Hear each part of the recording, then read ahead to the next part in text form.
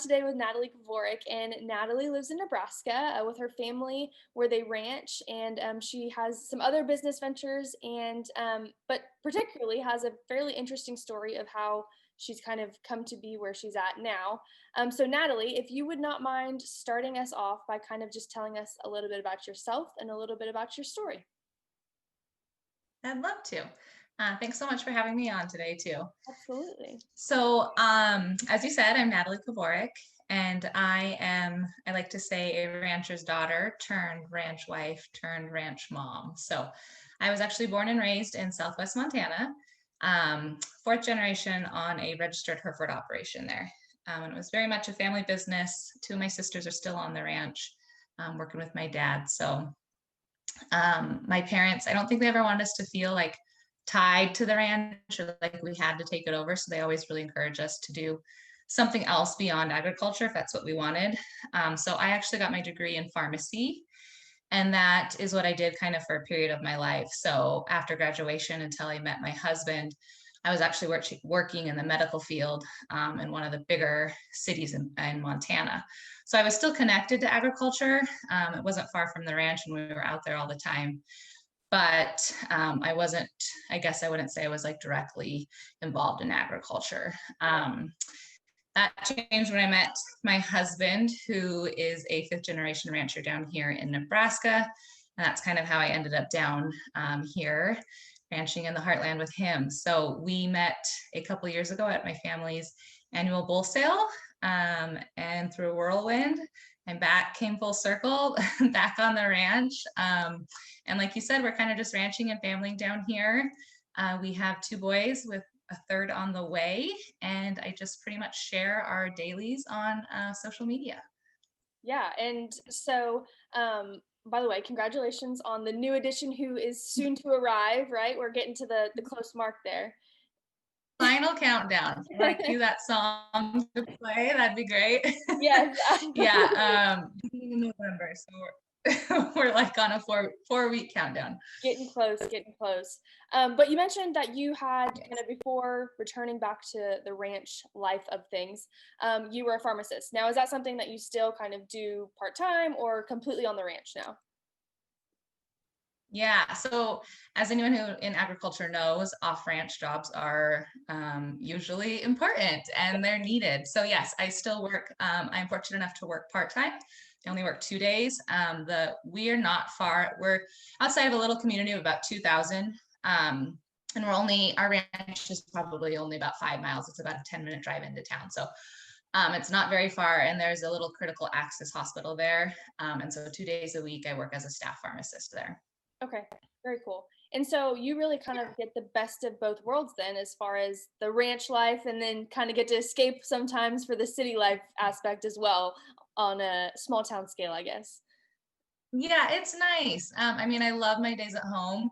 My husband and I talked about it before we, expanded the family, that we knew I wanted to be home as much as possible with the kids. And so I feel very, very blessed. I know being a stay-at-home mom isn't for everyone, and we're all entitled to make our own choice of what's best for, yourself as well as your family. But that was something that was important to us. And so yeah, I feel lucky that I get to be home as much as I do. But on the same note, I worked really hard for my degree and my education, and it's something I'm proud of, and something I enjoy. I think providing rural healthcare is important in these small communities. And so I feel very fortunate that I get to play a role in doing that 2 days a week. And it's always nice to have a little bit of break too, and, not have kids climbing on you and not chasing cows that got out and stuff. So yeah, I do like my few days off of the ranch. Absolutely. And I'm glad that you kind of bring that up too, because I think a lot of people, and there's kind of maybe this stigma in the agriculture community to where if you're not on the ranch or you're not on the farm every single day, then, how could you portray yourself as being a part of the community? And maybe because you are in a situation where you're not every single day working on the ranch, how has that kind of played into some of the things you've done or people you've interacted with, maybe? Yeah, I think that's a very important topic. Um, we all provide to our ranch and our farm in a different way. And for some women or some men, sometimes the women is the head rancher or farmer. For some spouses, the way we contribute is by bringing off ranch income. For me, ranch or off farm, I guess, if I'm speaking in general terms. But I think it's downplayed. And I think that does mentally weigh on a lot of people, that there is this feeling and this need to be, involved 24/7 to consider ourselves real ranchers and farmers. Do I call myself a rancher? No. Again, another hot topic. I take great pride in being a ranch wife. I think it's a beautiful title. I think we've evolved. I think we're so important on the ranch or farm wives. And so I know that's a hot topic with a lot of women. They don't want to be called the wife portion. They want to be associated with the ownership portion. But yeah, I mean, it's just to each their own. They're just titles that we wear and associate ourselves with. And I think when it comes down to the day, everyone knows that agriculture is a family business. And we wouldn't make it if we all weren't contributing in different ways on our operation. So I'm fortunate that I get to spend 5 days out. I like kind of fortunate because I'm a fair weather rancher. So when it's cold, I don't have to actually be out working. But on nice days, Jackson and I are usually taken along with Luke, and I'm fortunate for that. And like I said, I take pride in the fact that I'm still contributing to our family, even though I'm not off the ranch. And I think women should hear that and know that and feel that same way for themselves.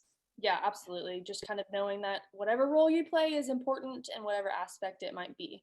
But touching on the ranch wife aspect of things, you have a phrase that you've used kind of throughout posts of like the modern ranch wife.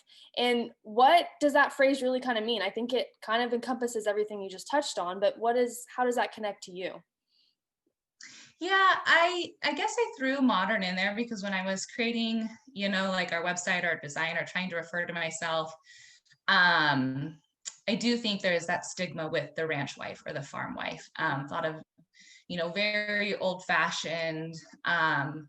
And so I just was trying to find like a keyword or a way to describe or highlight that, we've moved and we've evolved and we've grown. And you don't have to be, it comes down to, I don't know if anyone is familiar with Courtney DeHoff, but she has a kind of a campaign or a slogan she's pushing that is the fancy lady cowgirl. And that a modern ranch wife, I guess, was my poor attempt at coming up with the fancy lady cowgirl. It was just a way to say that, I am working off the ranch. I enjoy traveling. I enjoy doing all of these things that encompass more than just a ranch wife. But at my heart, I am still very much a ranch wife, and I am proud of that. And so I guess, like I said, when I picked the word modern, it was just kind of a way to show that I'm still a ranch wife and I'm proud of that. But in more of, a 2020 sense, I guess. Right. Yeah. And that's funny you bring up Courtney because I just spoke with Courtney on Monday, I guess it was, and we kind of dove into that. So good segue to bring her into it because I agree. It's kind of, I don't know. There's this whole movement, I guess, of this, women in agriculture and everyone using their platforms to tell the stories. And I mean, I clearly, with Ag Chicks being my kind of platform that I'm using, I'm falling into that and trying to take advantage of that edge of things. But what's kind of your take on this movement of women in agriculture? I think it's great. I'm a champion for women all the time. Like I said, I still am proud I guess I still uphold like the traditions. And I guess I don't want us to ever move away from that or lose that.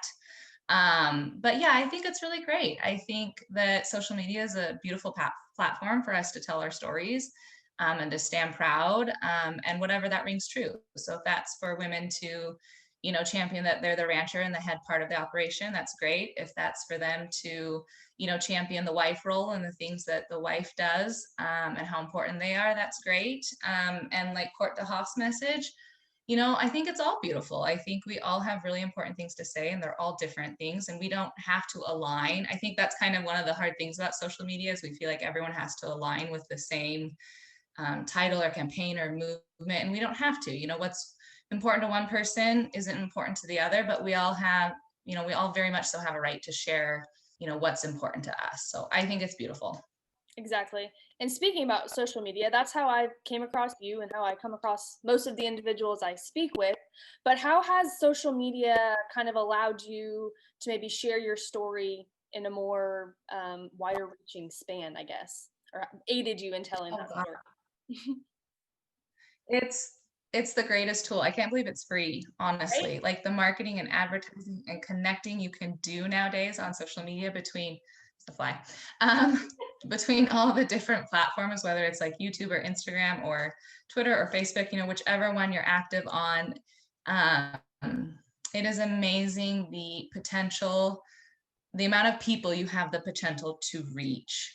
And so yeah, it's insane. Social media has changed everything almost. I mean, when it comes to marketing and advertising, whether you're a large corporation or a small business, I just really feel like it's changed everything. Yeah, absolutely. And then you guys also have, or you're on YouTube now too. What kind of made you decide, and YouTube's a beast of its own, I feel like, but what made you kind of decide to take that leap of faith and plunge into that one as well? Yeah, I had known starting out, I guess I'm kind of a believer in, I just didn't want to spread myself too thin when I started sharing our story of agriculture and our family. And so I knew I wanted to pick one platform. And Instagram has always been the one I've been most comfortable with. I had a personal account a long time ago. I just knew the ins and outs of it. So I always felt pretty strongly that instead of, mediocrely showing up on a bunch of different platforms, I wanted to, like, kind of like you said, understand the beast of one platform and really get comfortable with it and make a presence on one of them. And then after I had done that, I knew I would eventually jump to like another one. And I didn't know what it would be. And I think I had heard different stories about like Twitter and Facebook, and I knew I didn't want to jump onto them. And I had some friends that were doing really successful sharing on YouTube. And my husband and I actually went down. There was a conference in Omaha in December of 2019 that YouTube was at. It was a farming convention, but YouTube was there. And so we went down and we spent a couple of days down there, and there was a whole group of friends that were active in the farming community that were there because to kind of talk about their roles on YouTube.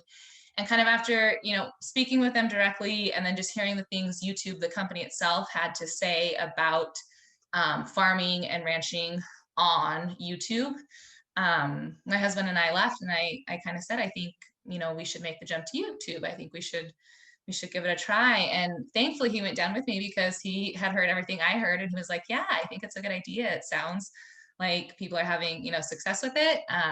And yeah, ever since I love the platform.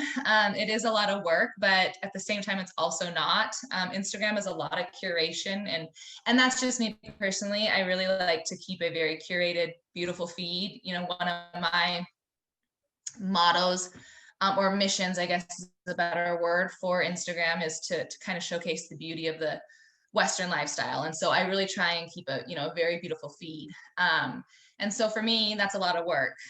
Whereas YouTube, I am pretty much just out filming in the raw. It's very unedited. I do it on my phone. It is nothing fancy. And so that's kind of a relief for me that, it's just our family out together. It's very simple. I whip out my phone. But it is a lot of work to edit and do a lot of the other behind the scenes. But I do enjoy that it's like a more unedited, raw feeling to agriculture than my Instagram is. Right. And that's probably, I mean, I think that's why people connect to it as well, is because they feel like they're riding around in the truck with you probably, and get a really kind of good feel of you as a personality wise, and then what you guys do on your operation as well. Yep. I've actually listened to I am a podcast fiend, and so I like to always learn, Yeah. especially when some of my businesses revolve around social media. So I listen to a lot of social media podcasts, and they say some of the best channels on YouTube do well because they are so raw, and people feel like they just want to feel like they're there with you. And so usually, sometimes the less edited, the better when it comes to YouTube. Absolutely. And speaking a little bit too about your operation, so you mentioned you guys have a cow calf operation in Nebraska. What does your operation kind of look like on a day-to-day basis? What's going on right now? What's calving season? All that kind of stuff going on. Sure. So my husband graduated in 2009 and he came back to our operation then. He knew, I mean, Luke is known forever that he wanted to ranch. He's one of those lucky individuals that just knew it, you know, what they wanted to do and love it. And so he came back and I referred myself as a fourth generation rancher and he's a fifth generation rancher, but our operation is technically a first generation ranch. So he actually had to hit both of his parents. It's very confusing. His mom grew up on a ranch, but her brother and brother-in-law run it. And his dad had the little homestead. He was an only child. And so he inherited the little homestead that is like the current head of our, you know, where we, we live in Luke's grandparents' house. And so that was inherited by him. But other than that, Luke really had to build a lot of our ranch. And so the first thing he did was cow calf. And so that, I guess I consider that like the heart of our operation because we've been doing that for the longest. And my husband loves cattle. And so he just loves that it's like a large amount of numbers that you can acquire. And so he'll never step away. I think he'll always be a cow calf man just because the more cows, the better for Luke. Right. And then, so that's kind of, like I said, the main thing that we do is cow calf. But within the last couple of years, we started a registered Angus herd. Okay. And that's around 25 bulls we're selling right now. And so we're slowly growing that with a lot of work and time and effort. And that, I think, is where my husband's real true passion lies. He could sit down and talk about, you know, genetics and breeding and for hours and hours and hours. And so it's really been fun to see him build that up. And I know he has a lot of pride in that. And so those are kind of the two things that are the main things around here. But again, because we are first generation, technically, we have to do a lot of things to bring in income that, you know, we don't always want to be doing. And so we also background a little bit. And that's kind of what we're getting ready to gear up to do right now is bringing calves in background and feed them through the winter. And then Luke also has an AI business, which is what keeps us really, really busy in the spring, and is also the reason that we don't farm. So when I say ranch, that's pretty much what we do. We lease out a lot of our irrigated land to local farmers, and then we do plant some of our own dry land so that we can use like corn for silage. And we'll do a little bit of cover crops that our cattle can graze on. But for the most part, like, my husband prefers cows over tractors. And so we are very much so a ranch family. And like I said, the two main things are cow calf and our registered herd. And then we have a few things on the side to kind of just help bring in income until we can sustain ourselves on the things that we're really passionate about. Yeah, that's awesome. And I grew up as the Angus girl and Hereford girl, so I can connect with you on both those things. So. That's awesome. I love that. And then, I feel like once you're a Hereford lover, like you're just a lifetime Hereford lover, right? You know, like you'll never stop loving them. Yeah, we had Angus cattle, and then my first show heifer was a Hereford because my dad was like, I don't think you should show an Angus heifer as your first heifer. They can be a little crazy. So then I was hooked on the Herefords from there on out pretty much. But I love both breeds. Yep. And now your kids your older son is getting into showing a little bit now as well. So I'm sure that's taking on a whole nother level of the industry as well, right? It is. It's fun. I did not grow up showing at all. So it is very foreign to me. I am like the world's worst show mom ever. So I have a lot to learn. And Luke showed growing up. But you know, that was like 20 years ago. Like it's just completely different now. But yeah, Tad loves it. He really, really loves it. He's always really been into sports. And last year was the first year he decided that, well, we kind of made him choose. We said he either had to do baseball or you had to do showing. Our family couldn't really balance both. And he said, well, I think I really want to give showing a try. And so we said, okay. And we got a Hereford and we got a Hereford named Carly, and he showed her last year.